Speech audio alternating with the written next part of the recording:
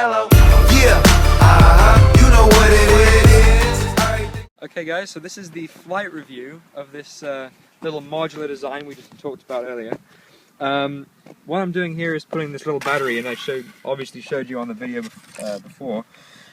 What I'm going to do is, because this is a tactic on my Spectrum radio, the way you set this up is you don't turn the radio on at all. You leave it off.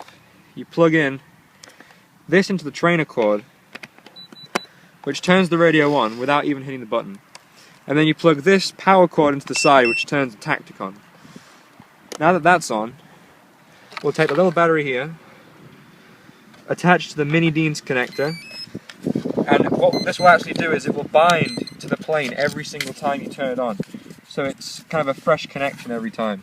As we said before, this is the breakaway version, so if I come down too hard, the propeller can pop off, these wings can pop off, and then the fuselage is left by itself, and it'll get damaged a lot less. We have 4 channels. We've got the rudder, which has some movement, you know, just enough to give you decent rudder movement. You've got elevator as well. This does not like inverted flight. It will hold an inverted flight, but it will not be able to pull up out of inverted. And then we also have the elevators, or ailerons on the sides. To arm the throttle, you put the throttle in the full position, but I've taken the arming off so it doesn't do that anymore. And what we're going to do is, we've got a kind of an average sized park field here with baseball pitches and everything. And what we're going to do is fly on this relatively windy day, and it's not too windy, but this is the kind of wind you really wouldn't want to fly an ultra micro in. And I have done before in this exact place, and it doesn't usually go too well. So we'll see what happens with this BF-109. It should be interesting. Bear in mind, this also does come with landing gear on the bottoms. I probably showed you that in the section prior to this. So we'll go and see how this flies. I'll give a little in-flight commentary while my handy camera boy keeps it on the plane.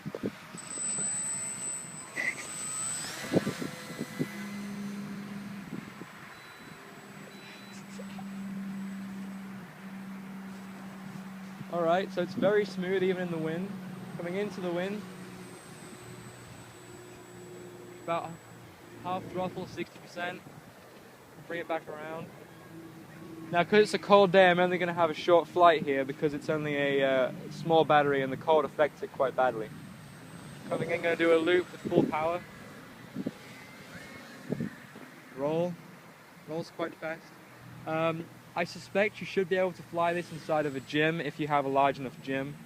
I'm not sure if you can see on the video, but having the small yellow panels on it there really helps distinguish which side of the plane is which, especially when it gets a bit further away. It's flying very smoothly at the moment. And when I bring it into the wind, I'm going to go inverted and show you just what I mean about not liking being inverted. It's power up, flip it up, and I'm pulling up as hard as I can inverted there. And there we go. So it will pull up in inverted, but not very quickly, so you've got to be careful. As for stall speed, I'm going to bring it in on a low fly pass into the wind again to your left. So just coming around, use the rudder for this turn. Rudder works relatively well, and here comes the low speed. This is about 25% throttle. Now we're going to power up again and go in for a high speed pass. Here we go. This is into the wind, remember. So it's not too slow, little plane. But that's going to conclude our video review this time. I'll probably try and get a longer flight review out of it when the weather's a bit nicer and the batteries don't want to explode. But these little batteries will give you about 6 minutes of flight time on a normal kind of spring or summer day. And in winter, it's gonna give you about 4 minutes, or maybe even 3 if you push it hard.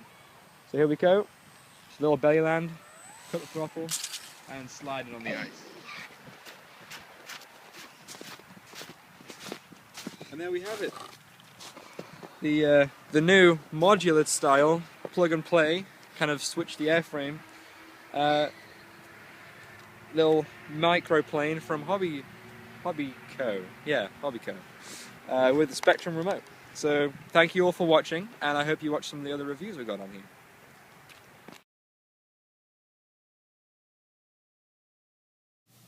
Alright, hello everyone, and for those of you who have done a bit of research, you'll know that this is an Aircore system from Flyzone, which is kind of the new thing going around.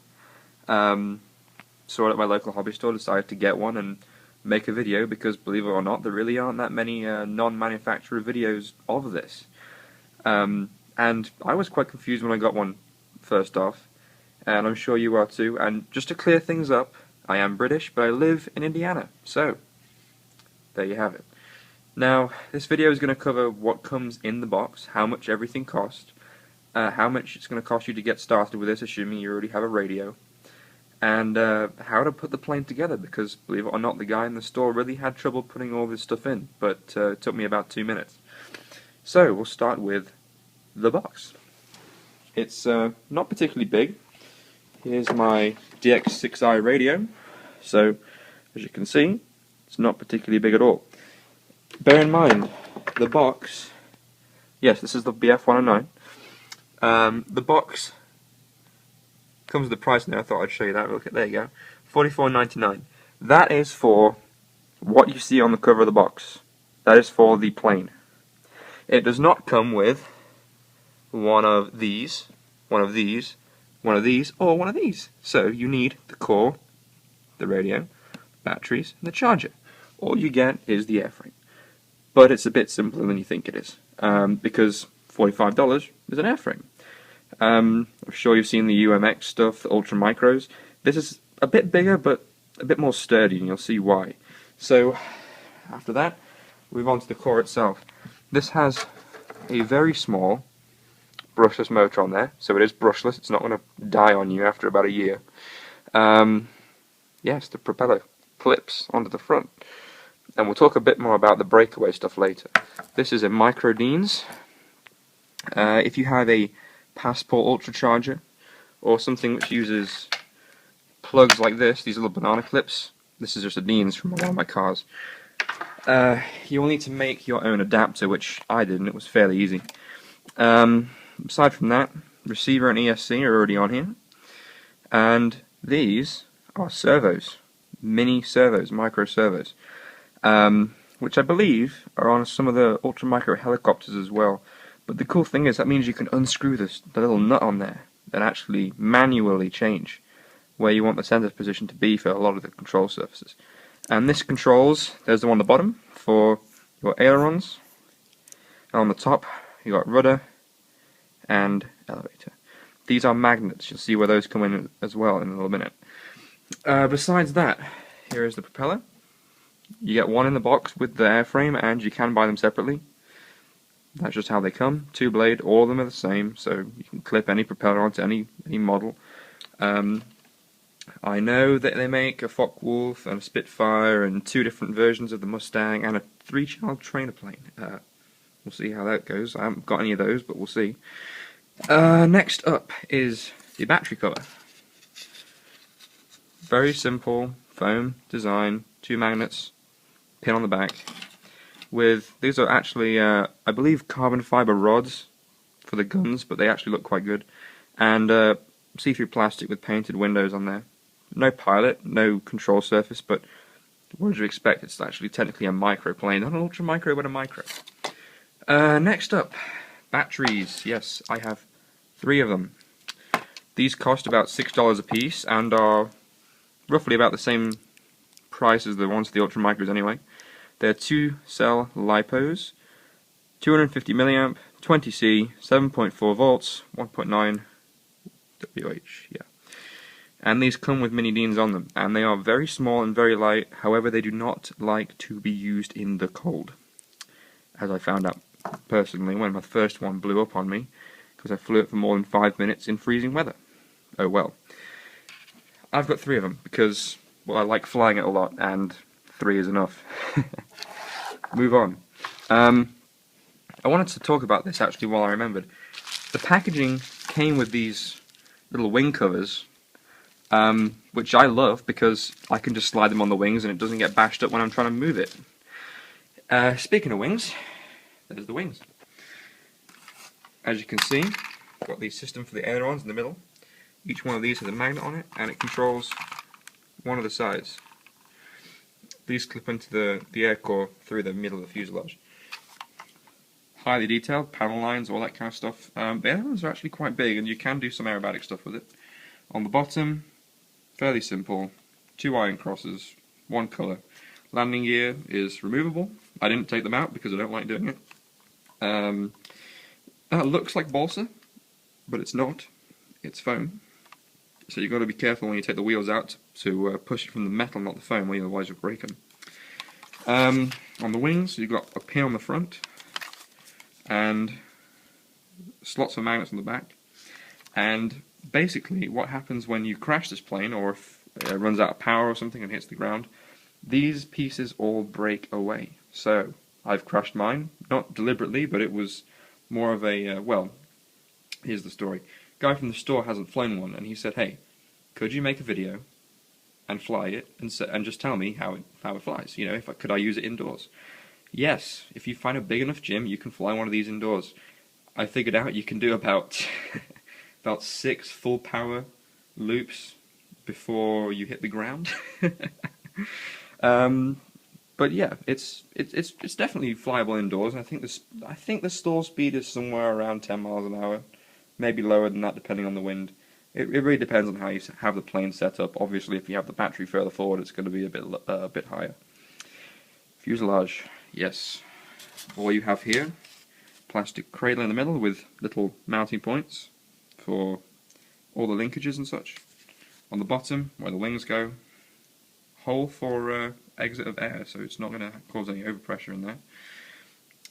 Little plastic tail wheel because it would be too heavy to have a metal one, I'm assuming. Metal linkages, surprisingly enough. These aren't going to break like a lot of the ultramicro ones did because the control surfaces are actually foam. Another notable thing to talk about here, just look at the back. Those are solid hinges, mechanical hinges. No pressed polystyrene or hinge tape, nothing. Those are plastic. Very nice quality actually, considering that the airframe is only $45. And the paint job is, I must say, very good considering how small it is. Nothing seems to be really out of line. So, got that going for me, which is nice. Now to put the plane together. I'm not sure how well you're going to be able to see it, but I will try and have the camera here somehow. Got a battery. Okay. This is going to be harder than I thought. There we go. Alright. So we have our Aircore. Okay. This is not going to be fun. Come on. That should do it. Alright. The first thing to do, and believe me, it is the first thing to do, you take your wings and your fuselage. What you want to do is, I'm going to talk you through it because I can't really show you that well. There's 2 little retainers inside the fuselage here. You're going to want to put the 2 magnets through these 2 little retainers before you get the wings anywhere near the fuselage. So you clip them in, and it's quite obvious when you actually get one. And then what you do is, it's going to be difficult for you to see, but you slot the front in here with those 2 little things in the retainers, and then voila, it snaps in. And I'll show you. There. You can see those 2 little retainers. Hang on. Let's see. Yes, 2 little retainers down the bottom, and those 2 ailerons fit in there quite nicely. So I'm going to put this down, and you can see there's a little retainer just behind where that is right now. That's how that fits, and that's one of the ailerons right there. Then the next thing you're going to want to do is take your power core. The up-facing side is the side with the motor like that. That's up. I just realised one of my plugs is almost gone. I'm going to push that back in real quick while I remember. And then what you want to do is join those 2 magnets right at the back. I wonder actually if I can. Alright, apparently I can't turn the light on my phone. Oh well. And yes, I am recording this on a phone because apparently the sound is better on a phone. but you clip those two magnets together, just like that. You push this down behind the cradle there, put your finger behind the motor, and if you can seat it properly, there we go, it's down there, and then there. That is in the locked position for that now. That is not coming out. It's quite strong in there. It's not going to fall out while you're trying to fly, don't worry about that. And then the easiest way to get the ailerons in, I've found, is to actually, I'm going to put you down again. You wiggle the ailerons individually until the magnets clip in. So it would appear that the aileron on the left side has already done itself, but the one on the right is stuck. So what I'm going to do is gently pull back on it until it comes out. Hang on. I'll have to disconnect it again because it wasn't done right. But there we go. And I've pulled both of the ailerons back so it's not connected. Push the motor cradle back in again, pull it forwards, and then click them on. Right. Now both of those, I believe, yep, now they're both connected. And all that took was just wiggling these. In fact, if you push them down, again, these are actually hard edges as well. These are actually hard hinges. You push them all both down to get the magnets away from each other. Push the cradle in, and then move these up to move them together, and then they actually clip in pretty easily. After that, you're going to want to take your propeller, and the instructions stress you do it from the base of the propeller so you don't damage the spinner. You find the edge here, and from the plastic, because the plastic is obviously harder than the foam, you clip it in. And a lot of this requires two hands, but there we go, managed to get it on. That is not going to come off either. I can easily, yeah, it's fine. So, once you've done that, you put the battery in. They recommend that you put the battery on a piece of Velcro they have already on here. And what you do is you put the back in here and simply let it slap on the front. So, there is the plane. And just as a size comparison, here's my DX6i, and here is a battery. And that'll give you about up to 7 minutes, with about 5 minutes if you push it, and about 3 to 4 minutes in cold weather, apparently. So, it's one of those. Now, because this is a Flyzone model, the only transmitter you can bind to it is a tactic radio, unless you spend $25 and get yourself an Anylink, which I have done. And a lot of people haven't used these before, but the instructions are wrong. It comes saying that it's set up to Spectrum and you have to switch it for the Futaba radios. You don't. You have to switch it for Spectrum as well in this case. Not all cases, but this one you do. When I got it, the throttle was my ailerons. The rudder was, well, my rudder. My ailerons was actually my elevator, and my elevator was my throttle. So, it was messed up a little bit, but I got it fixed, and it was simple enough. Again, for those who haven't used Anylink, the way you work this is on the back there are two leads.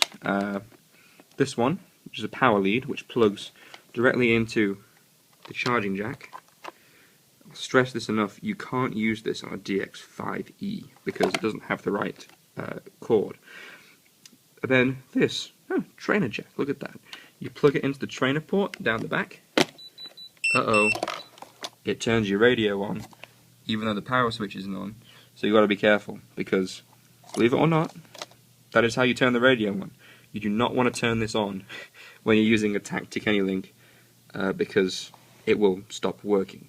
This has to be off for it to work, believe it or not. All the switches work, everything works, the signal is just as good as it usually would be. All it's doing is piggybacking off the radio for the Anylink. The radio is just telling the Anylink what to say. The radio is powering the Anylink, the radio is just giving the Anylink the instructions. So, there you have it, that's how the Anylink works. I'm going to unplug this actually before I forget. There we go. Binding is bind to the plane through the Anylink on a Spectrum, Futaba, any of those kind of radios, any supported radio. Please make sure your radio is supported before you buy an Anylink. It's all in the instructions. It's, you know, anyone who's had any kind of experience with this before should be able to figure it out. I say it's not that hard, but oh well. And that's really it for the BF-109. And I hope to get another plane sometime soon with the A-Link series, because guess what? You can put the Powercore into any plane from the Powercore series. I know there's Zeros, Mustangs, Focke-Wulf, 109, a lot of different things. So that's the A-Link. I hope you enjoyed the video. Please subscribe. I know I haven't put anything out recently, neither of the other guys, but hey, I mean, we have exams and life and other stuff to do as well, and we love giving you these videos. I wish I could do it more often, but it's not every day I buy a new plane.